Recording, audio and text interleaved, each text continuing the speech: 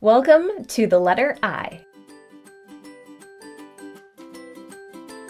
Now, of course, like every single week, to start our creation, put some sort of scribble somewhere on your page so that you don't have to worry about perfection.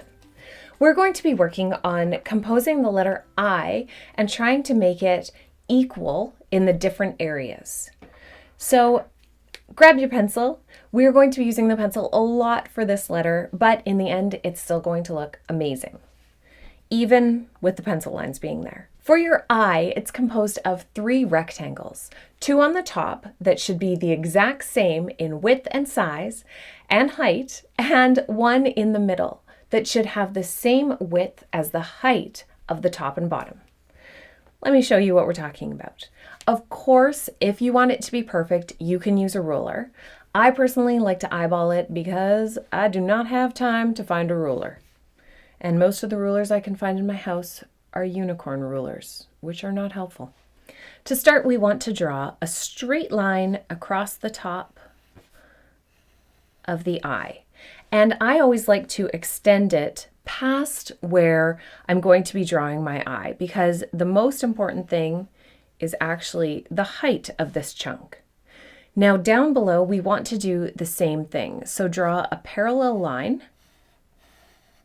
parallel to these ones, and then draw another line down below that has this same distance.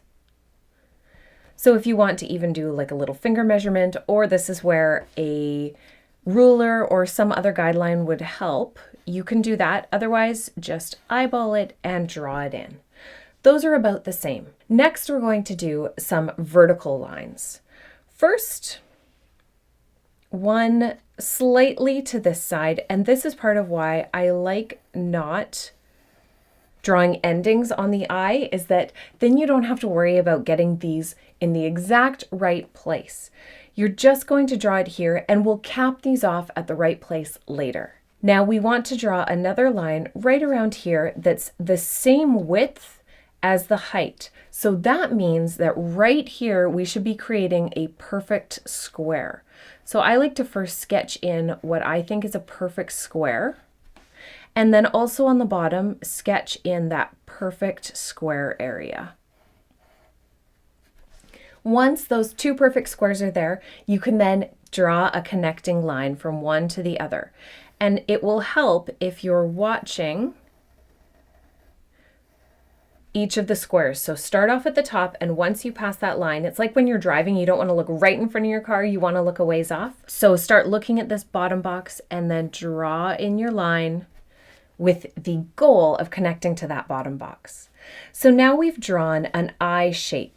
And I'm noticing that mine goes up a little bit on this side, probably because of the angle I'm sitting at, but that is easy to fix. You can just pull those sides down a tiny bit until it's a little bit straighter across. I've heard that if it goes up, you're an optimist, so I guess that's a good thing. Now we're going to draw in the sides, and again, those should be a straight line all the way down. Let's just draw this one in lightly. So we want it to be about a perfect square here and about a perfect square here. And again, this guideline, I realized it was a little bit out to the side.